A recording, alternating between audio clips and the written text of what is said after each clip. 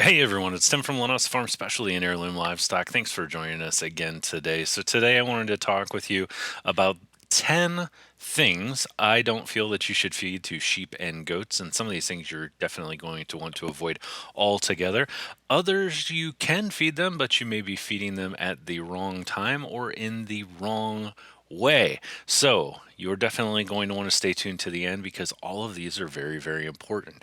Let's jump right into it. The very first one that I want to talk about is for our bottle baby lambs and goat kids, and I want to talk about milk replacer.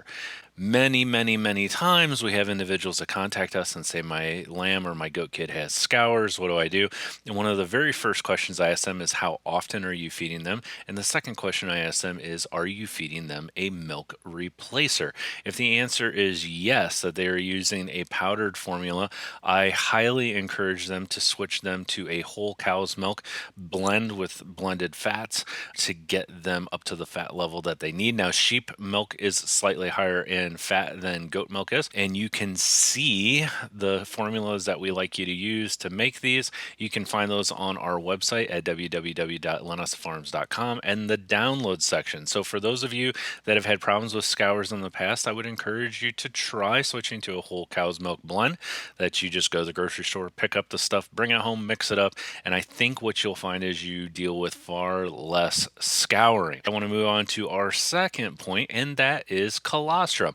Now, colostrum, you can use the powdered or you can use frozen colostrum that you've kept from previous use or dose. But the big thing that you don't want to do is do not waste your time and money by feeding colostrum to a baby lamb or a baby goat kid after the first 48 hours of life. When the baby lamb and baby goat is very first born, that gut is open. We refer to it as being open. It has what we call permeability. That means that larger proteins can cross that gut lining, and things like immunoglobulins, that's just a fancy word for antibodies, are actually able to be absorbed by the baby. After 48 hours of life, that is no longer the case, and they will not be able to absorb these.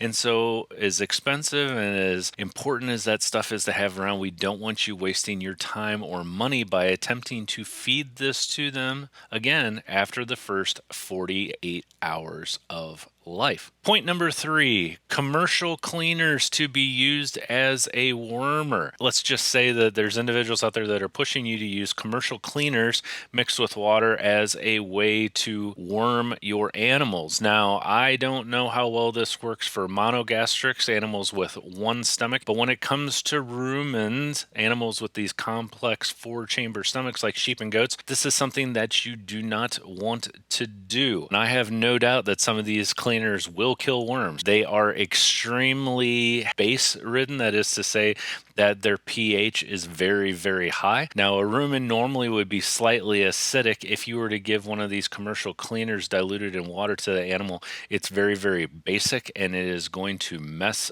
up their rumen really bad. The other thing that I encourage you to do is, before you give any of these cleaners to your animals that are quote unquote all natural, look at the ingredients list on it and see what is in there. And what you will find with a lot of these, that the active cleaning ingredient is going to say sodium hydroxide. What in the world is sodium hydroxide? That is lye. You may have heard the term lye before, not like you're telling a fib, but the kind of stuff we clean with, it is very caustic and should be avoided. So always look at your stuff before you put it in your animal's system. Point number 4, and this one kind of upsets people sometimes, but I'm going to say it anyways, and that is apple cider vinegar. I understand that apple cider vinegar does have health benefits for humans. For those of us with a single stomach, it helps replenish some vitamins and nutrients that we may be missing. It also helps to slightly acidify your gut and can help with healthy gut bacteria growth. Unfortunately, in rumens, in the way that they're wired and the acidity of their rumen, and as complicated as their rumen is, there is, I know it's going to upset you, there is zero scientific evidence to show that this would work. So instead of using this, you may want to look at using something that's a little bit more friendly and does have scientific evidence to back it up, especially if you want to use something all natural. And in that case, I would encourage you to consider using free choice baking soda. If you haven't seen our video on using free choice baking soda, you can check that out right here, and that will give you more information as to why we advise this over apple cider vinegar. You want to take apple cider vinegar for yourself? I don't necessarily have a problem with it, even as a healthcare professional, but when it comes to your rumen friends, sheep and goats, I don't think it's necessarily going to hurt them, but I don't think it's going to do anything for them. Now, we're going to take a quick break really quick and talk about what is anecdotal evidence. What does anecdotal evidence mean? Well, a simple way to think about anecdotal evidence is this. You need to have evidence. You need to be able to put the points together. Just because someone said, I wore black pants today and it didn't rain, it doesn't mean that it didn't rain because they wore black pants. You have causation, you have effect. There's a lot more that goes into these things. So I understand that a lot of you are coming from this from a hopeful and helpful standpoint. You really, really want to hope that these things will work, and you really love your animals and want to keep them healthy. But what I'm telling you is, just because you gave something to your animals and they didn't have a specific problem, it doesn't mean that it's what's helping. So just some common sense, try to think it through, try to find scientifically backed information that you can from veterinary manuals or sources that you find through peer-reviewed scholarly work. That's what we try to do for you. We try to give you peer-reviewed scholarly work. I don't come up with this stuff. I don't pull it out of thin air. I read, I look at veterinary manuals, I listen to scientists and people that do this for a living, and I glean as much information off of it as I can. All right, back to the story. So the next one that I'm going to get into is diatomaceous earth. And we do have a video on diatomaceous earth. Diatomaceous earth works really, really good if you use it outside of the body. If you want to douse your animals with diatomaceous earth to help rid them of fleas and ticks and mites and all kinds of other stuff like that, that works out really, really good. It's because of the way diatomaceous earth works. All you have to do if you want to put the pieces together is just look up diatomaceous earth, read about it, and read how it works. Once you read how it works, you will notice two things. One, it is really, really bad for you to breathe in. It's really bad for your nasal lining, for your lung lining, for your eyes, and everything else. So you'll want to avoid that. And the second thing that you're going to learn is how it dries out the exoskeleton of insects through its abrasive qualities. So when you start thinking about it logically and when you start reading the information, you're going to notice that once you start feeding it to them, it does not do anything for them. I recently had an individual leave a very kind comment and said, I've been feeding it to my animals and they don't have worms. And she said that there was a study that was done by Purina and that they talked about feeding it to them for parasites. I asked her to produce some link or something to where I could read this, and she never got back with me. So I'm thinking someone said, yeah, there was a study, but as far as I can find, there's no studies that say feeding diatomaceous earth to animals to help with parasites has any findings whatsoever or any kind of foundation to back that up. The next one I want to talk about is probiotics. Now, this is a tricky one because, again, I am not saying that probiotics are bad. And as you'll notice with a lot of these things that I'm talking about, I'm not necessarily saying that you shouldn't give them. In some cases, I'm just saying there's a specific time frame that you can give it. And probiotics is one of these other big ones, kind of like colostrum. It's expensive. It does work appropriately if given appropriately, but I see a lot of individuals that are giving probiotics way, way too early. The rumen of the sheep and goats takes time to develop. So when the babies are first born, they're very much like a single stomach, a monogastric animal. They only have one stomach that's really working, and it's wired to take in mom's milk, and this is called their abomasum.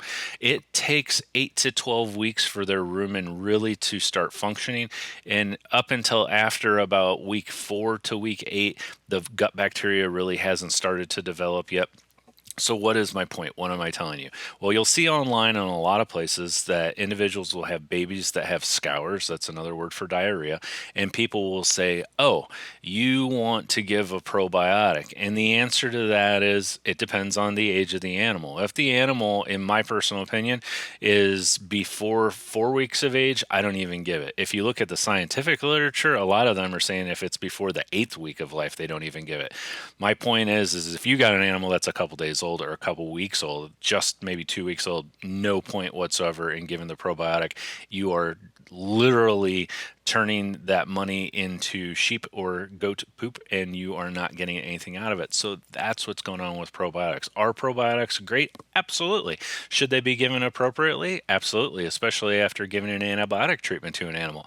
But please don't waste your money or your time by trying to give it too early in life, because it's just not going to help. Talking about scours, diarrhea, the next one I am going to tell you is a people medicine. You know of it as Imodium, and I do not ever want you to give Imodium to a sheep or a goat. So Imodium, I'm not even a huge fan of it for people, because it really depends on why you have diarrhea as to why you would take it. Imodium is a very unique drug. It falls in a category of drugs that we refer to as anticholinergics. And in a nutshell, what does this mean? It means it slows down and or can stop the gastric motility of the digestive system. That's a fancy word that basically means when you eat something, as it's going through your body, you have these motions that are occurring in your stomach and in your intestines that are getting that food from point A to point B. And our rumen friends are no different. If we give Imodium, the way Imodium works is it slows down that movement, and so you're not going to poop anymore if you have diarrhea. Now, the problem with this is one, these animals are very sensitive to it, and it can basically just shut down their gut altogether. The other thing is if you do have an animal that has something like E. coli or some kind of bad infection or has gotten some kind of poison, their body is scouring because it's trying to rid itself of this bacteria or this poison. And by giving Imodium, you can actually kill them. So Pepto-Bismol, yeah, that's great. Kaolin, yeah, that's great. You can utilize these, but please do not use Imodium with your friends. All right, so the next point we want to talk about is specific medications given orally, and I want to talk about Spectam and I want to talk about Toltrazerol. You could also include Corid and other things in here, but specifically I want to talk about Spectam and Toltrazerol. Now, Spectam, for example, contains a medication, an antibiotic called spectinomycin. You'll know it as the red stuff. They call it scour halt. It's now become prescription, but we hear a lot of people that say, well, every time my animal gets scours, I give them Spectam. And this may not be appropriate. You don't want to treat an individual animal with an antibiotic unless you need to. We also have other individuals that say, anytime my animal has diarrhea, I treat them with Toltrazerol. Toltrazerol is a very powerful and effective coccidia medication. So what's the problem with doing this? You can develop resistance, even with things like Spectam, even with things like Toltrazerol. Over prolonged usage, especially inappropriate usage, you can create resistant bacteria, you can create resistant coccidia. So you're always going to want to run fecal samples, take body temperature, do whatever it is that you have to do to make sure that what you are giving this animal is appropriate. And we see things with Spectam all the time where people are like, oh, well, I know that's what was wrong because it worked. Well, that Spectam, that spectinomycin in the scour halt is actually suspended in things like kaolin and other things that will help soothe and ease that diarrhea. So just because you're giving it and just because it worked doesn't necessarily mean that they may have needed an antibiotic. It just means that they needed something to soothe and coat the stomach and the intestines. So again, we don't want to fall into that logical fallacy or into that anecdotal fallacy where I gave it and it stopped, therefore that's what the problem was. Same thing with coccidia. You want to be careful. The best way to do this is to run fecal samples if you think it's coccidia, and make sure that that's what you're dealing with before you spend the time and the money giving them a specific medication. Not to say that these medications are bad, just give them when appropriate. The next point I want to talk about is hard mineral blocks. So a lot of you go to your Tractor Supply or your Rural King or whatever your farm store is, and you get these hard mineral blocks. They work great for things like cows, but they are just horrible helpful for the teeth of our sheep and goat friends. And so when you're giving your mineral, it is best to give a loose mineral, either free choice or a dosed loose mineral.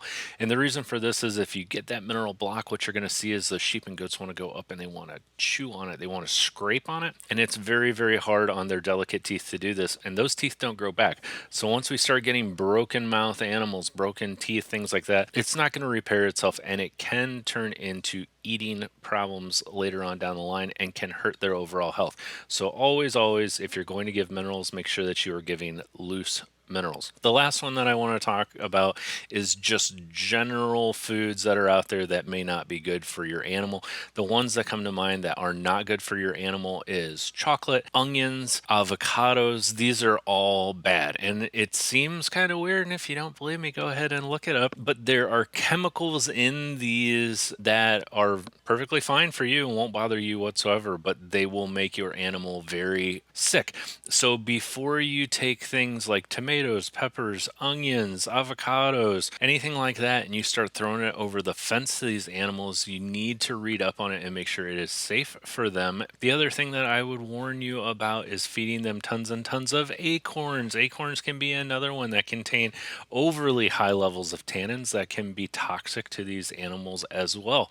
And last, I would tell you, do not ever feed rotting fruit that you find on the ground. So for instance, if you clean up a bunch of pears or apples, anything like that, a lot of these can contain pathogens known as botulism, and we don't want to be feeding that to our animals because we can make them very, very sick. So you're going to see when we look at everything that we talked about today, most of what we're dealing with is taking the time to do a little bit of reliable research and making sure that you're giving all of these things at the appropriate time, at the appropriate dose, and for the appropriate reason.